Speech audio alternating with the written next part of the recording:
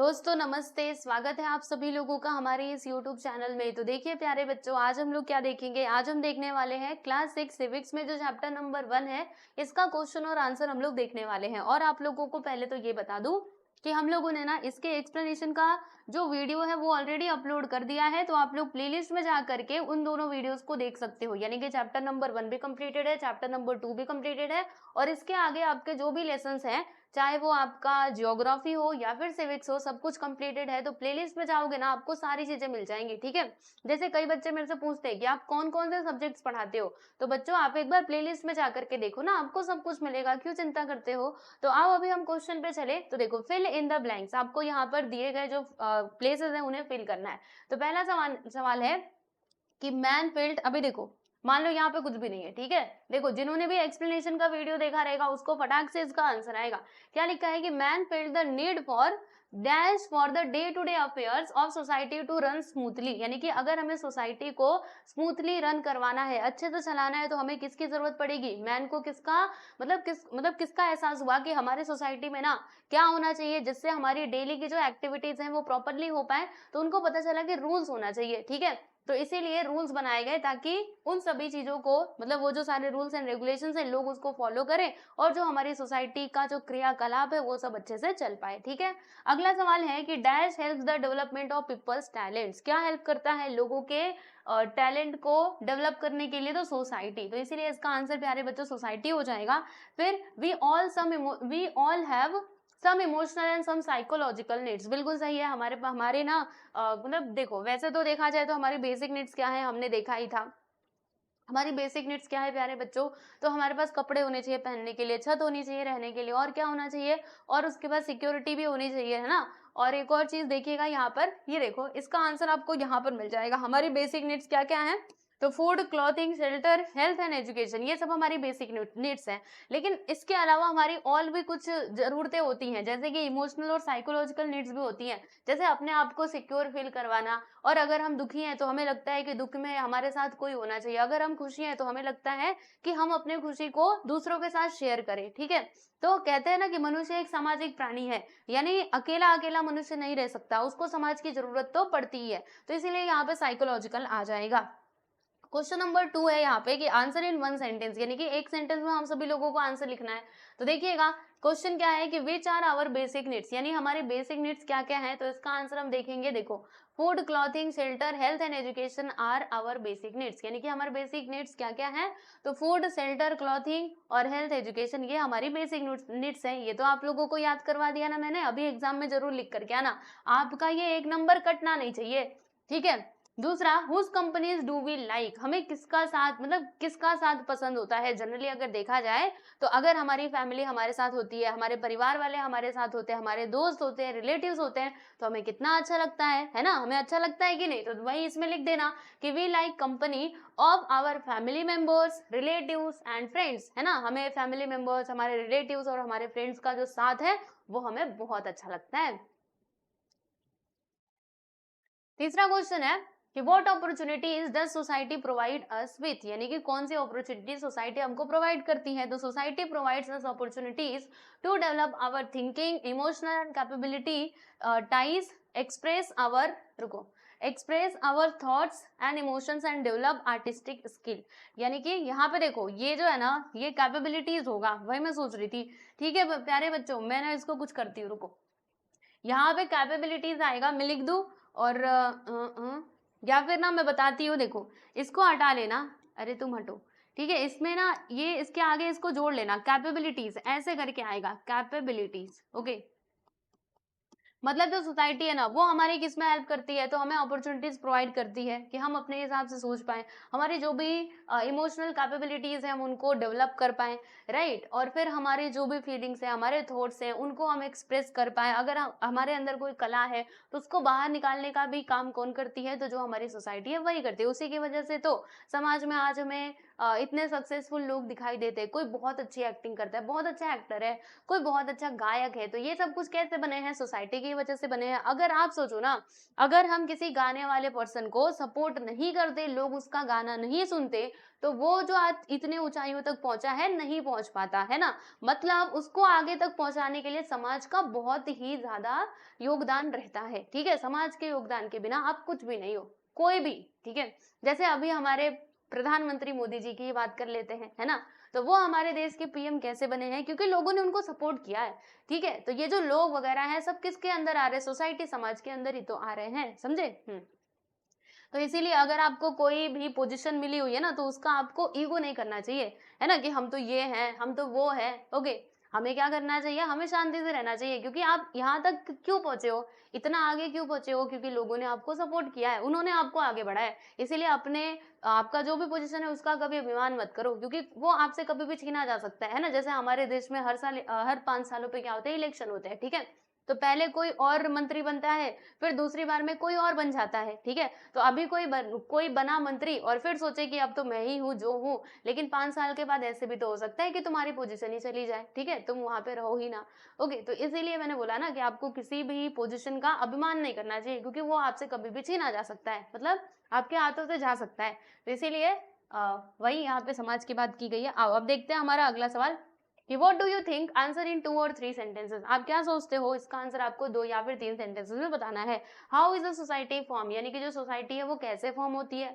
तो देखो यहाँ पे आंसर देखेंगे, मतलब जो सोसाइटी है ना वो कैसे फॉर्म हुई। ओके, तो ये मैंने आप लोगों को लेसन के अंदर पढ़ाया था कि पहले जो इंसान था ना वो इधर उधर घूमता रहता था, उसका कोई फिक्स ठिकाना नहीं था। लेकिन फिर क्या हुआ, धीरे धीरे उसको लगा कि अगर हम लोग ना ग्रुप में रहेंगे, सब लोग ग्रुप बना करके रहेंगे, तो हम लोगों को ज्यादा सिक्योरिटी मिल पाएगी, हम सिक्योर रहेंगे। तो इसीलिए एक साथ सभी लोग आए और इकट्ठा होकर के रहने लगे, और इस प्रकार से जो आपकी सोसाइटी है वो फॉर्म हुई। तो देखो इसका आंसर यहाँ पे वही लिखा है कि man require security and stability. Man को क्या चाहिए, सिक्योरिटी भी चाहिए, स्टेबिलिटी भी चाहिए, है ना। तो man started living with others when he realise that he can have security by living together with others, ठीक है। तो मैन ने क्या किया, जब एक साथ, मतलब वो जब उसको रियलाइज हुआ कि अगर हम एक साथ रहेंगे ना तो हम सिक्योर रहेंगे, तो फिर वो एक साथ रहने लगे। Thereby society came into existence for the attainment of certain common objective. तो इस प्रकार से जो आपकी सोसाइटी है वो फॉर्म हुई। ओके, चलिए आगे बढ़े। Why is it necessary to set up a permanent system in society, यानी कि सोसाइटी के अंदर परमानेंट सिस्टम को फॉर्म करना क्यों जरूरी है, क्यों सोसाइटी के अंदर परमानेंट सिस्टम होना चाहिए। अगर आप चाहते हो कि हमारी सोसाइटी अच्छे से फंक्शन करे, अच्छे से चले, स्मूथली चले, बिना कुछ रुकावट के, ठीक है, बिना कुछ रुकावट के अच्छे से चले, तो इसके लिए आपको क्या करना पड़ेगा, परमानेंट सिस्टम तो बनाना ही पड़ेगा। तो देखो इसका आंसर पहला पॉइंट कि it is necessary to set up a permanent system in the society to fulfil the basic needs of the people, ठीक है। लोगों की जो बेसिक नीड्स है उसको पूरा करने के लिए बहुत जरूरी है कि आपको क्या करना चाहिए, कुछ परमानेंट सिस्टम जो है वो सोसाइटी में बनाना चाहिए, ठीक है। Orderly conduct of the social affairs can not take place without making a provision for regulation. अगर आपके पास रेगुलेशन नहीं रहेगा ना तो कुछ भी काम अच्छे से नहीं हो पाएगा सोसाइटी के अंदर। The very existence of the society depends on setting of permanent system. इसीलिए यहाँ पर जो मतलब सोसाइटी आप चाहते हो कि अच्छे से चले, तो वहां पर परमानेंट सिस्टम की बहुत ज्यादा जरूरत हो जाती है, ठीक है ना। क्योंकि सोसाइटी का जो एग्जिस्टेंस है ना वो किसके ऊपर डिपेंड होता है, परमानेंट सिस्टम के ऊपर। अगर परमानेंट सिस्टम अच्छा रहेगा, प्रॉपरली रहेगा, देन सोसाइटी बहुत अच्छे से चलेगी। तो some permanent system are also necessary for a stable social life. चलो आगे बढ़े। अगला सवाल आप लोगों के सामने ये रहा, यानी कि question, what makes life in society more stable और ऑर्गेनाइज्ड, यानी कि कौन सी ऐसी चीज है जो सोसाइटी में लाइफ को बहुत, मतलब ज्यादा ऑर्गेनाइज्ड और स्टेबल बनाती है। तो इसका आंसर आइए हम देखते हैं। तो पहला यहाँ पे क्या लिखा है, the factors that make the social life more stable and organised are as follows. तो सबसे पहला पॉइंट है कि fulfilment of the basic needs of food, clothing and shelter. यानी क्या होता है सोसाइटी में, बताएंगे जरा। तो हमारी जो बेसिक नीड्स हैं, खाने की, कपड़े की और छत की, वो पूरी हो जाती है। अरेंजमेंट फॉर सिक्योरिटी, सिक्योरिटी भी हमें प्रोवाइड होती है ना। फिर interdependence among the different sections of the society, right. हम क्या है, एक दूसरे के ऊपर डिपेंडेंट है। हमें कुछ चाहिए तो हम जाते हैं, खरीद करके लेकर के आते हैं दुकान से। तो दुकान किस में आता है, समाज में ही तो आता है, ठीक है। एंड चौथा पॉइंट है कि opportunities to develop inherent skill and capabilities to the individuals, यानी जो भी हमारे इनहेरेंट स्किल्स हैं उनको डेवलप करने का मौका भी कहाँ पे मिलता है, इसे सोसाइटी में मिलता है, समझे। And regulation in the form of customs, traditions, values and loss. तो देखो प्यारे बच्चों, ये आपका आंसर है। तो ये सभी जो चीजें हैं यहाँ पर जो मैंने आप लोगों को बताया, ये सभी हमारी सोसाइटी को ज्यादा स्टेबल और ऑर्गेनाइज्ड बनाते हैं। अगला क्वेश्चन है आप लोगों के सामने कि if there were no social institutions what difficulties would we have faced, यानी कि अगर हमारे जो सोशल इंस्टीट्यूशंस हम देखते हैं अगर वो नहीं होते, ठीक है, तो फिर हम कौन कौन से डिफिकल्टीज को फेस करते, कौन कौन सी प्रॉब्लम्स फेस करते, वो आप लोगों को बताना है। तो आंसर देखिएगा, we would have faced the following difficulties if there was no society. अगर यहाँ पे सोसाइटी ना होती, सोशल इंस्टीट्यूशंस ना होते, तो कौन कौन सी परेशानियां हमें झेलनी पड़ती। Let's see. पहला, man would have remain in the nomadic stage, wandering from place to place, ये लो, place wandering from place to face in search of food. यहाँ पे प्लेस टू प्लेस आएगा प्यारे बच्चों, प्लेस टू प्लेस, ठीक कर लोगे ना, देखो मैंने लिख करके बता दिया, यहाँ पर आएगा प्लेस टू प्लेस। यानी कि देखो, अगर ये सोसाइटी फॉर्म ना हुई होती तो लोग जो रहते ना वो अभी तक नोमेडिक स्टेज में ही रहते, यानी वही पुराना वाला इंसान जो ऐसे से घूमता रहता था, ठीक है, पहनने के लिए कपड़े नहीं हुआ करते थे तो जानवरों की छाले पहना करता था, ठीक है, खाने के लिए जानवरों का शिकार करके खाया करता था, पेड़ से कोई फल मिल गया तो उसको खा लिया करता था, इधर से उधर भटकता रहता था, तो उसी स्टेज में रह जाते, वॉन्डरिंग प्लेस टू प्लेस, इधर से उधर हम क्या करते, फूड की तलाश में, खाने की तलाश में भटकते रहते। तो ऐसा जीवन होता है इंसानों का, ठीक है। Man would have remain perpetually insecure and instable, यानी क्या होता कि जो मनुष्य है वो ऐसा ही रहता, इनसिक्योरिटी के साथ ही जीता, इनस्टेबल होता। अभी कैसा हमारा एक परमानेंट ठिकाना है ना कि हमें कहीं भी इंसान रहे शाम को अपने घर पे आ जाता है क्योंकि उसका एक परमानेंट प्लेस है, परमानेंट ठिकाना है कि उसको अपने घर पे ही आकर के रहना है। लेकिन अगर मान लो वही अपना पुराना वाला ही सिस्टम चलता रहता तो लोग इधर उधर भटकते, कुछ स्टेबिलिटी नहीं होती, इनसिक्योरिटी होती, ठीक है। तो वही दिया है, and law of the jungle would have prevail in the absence of rules and regulatory authority, यानी कि अब देखो रेगुलेटरी अथॉरिटी भी नहीं होती ना तो जो जंगल का राज है वही चलता है, जिसको मन मर्जी आए वो लोग करते। And emotional, psychological and physical needs of man would not have been satisfied, जो हमारी इमोशनल और साइकोलॉजिकल नीड्स होती है कि कोई हमारे पास हो, हमें समाज के अंदर रहना कितना अच्छा लगता है दोस्तों के साथ, तो ये सब कुछ भी नहीं हो पाता। Okay, and development of personality would not have taken place, और जो हमारी पर्सनालिटी का डेवलपमेंट अभी इतना अच्छा हुआ है ना, मानव ने कितना विकास कर लिया, ये भी नहीं हो पाता। हम बस ऐसे ही बाल बिखरा करके, ऐसे ही कुछ भी पहन करके बस घूमते रहते, ठीक है। तो ये इसका आंसर है। आओ, What would you do in the following situation? अगर ये सारे सिचुएशन बने ना प्यारे बच्चों तो आप क्या करोगे, चलो बताना जरूर, ठीक है, मुझे ना बताइएगा। देखो, your friend has forgotten to bring something they need in school, यानी कि आपका जो दोस्त है ना, अब उसको स्कूल में उसकी मान लीजिए कोई किताब हो गई या फिर कोई पेन वगैरह, वो ना भूल गया लाना बेचारा, ठीक है। तो अब ऐसे कंडीशन में आप क्या करोगे, बताओ क्या करोगे। वो भूल गया अपनी किताब लाना, अब टीचर आ गई है पढ़ाने कि चलो बच्चे लोग बुक निकालो, तो क्या करोगे। अभी टीचर, वो बेचारा कैसे पढ़ेगा क्योंकि वो तो भूल गया है।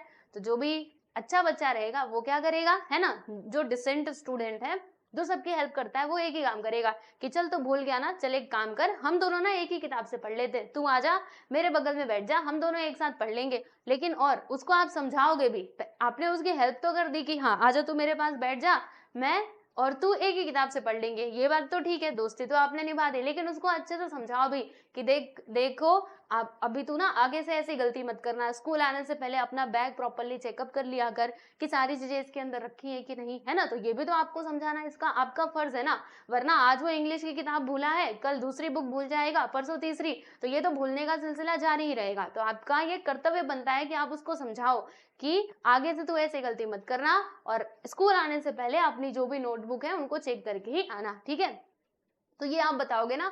तो देखो यहाँ पे वही इसका आंसर लिखा है कि आई विल आस्क हिम और हर, ठीक है, not to worry as he can learn lesson from my textbook, यानी कि वो मेरे टेक्स्ट बुक से पढ़ाई कर सकता है, ठीक है। और फिर हम उसको क्या बोलेंगे कि आई विल एडवाइज हिम, यानी हम उसको एडवाइज करेंगे कि सुन दोस्त, तू ना अभी ये जो सेम मिस्टेक है ना वो दोबारा से मत करना, क्योंकि अगर टीचर नोटिस करेगी, चल आज तो मैं तुझे बचा लेता हूँ, मैनेज कर लेता हूँ, ठीक है, तुझे टीचर के मार से बचा लेता हूँ, लेकिन अगर बाद में कभी दूसरे दिन टीचर ने देखा तो फिर वो तुमको बहुत डांटेंगे क्योंकि तुम बुक नहीं लाए हो, है ना, तुमको पनिश करेंगे, तुमको सजा देंगे, इसलिए आप ऐसे करके उसको समझा दोगे, ठीक है। तो आप अपने दोस्तों की मदद किया करो, हेल्प टू ईच अदर, है ना, कहते हैं ना कि सबकी मदद करनी चाहिए।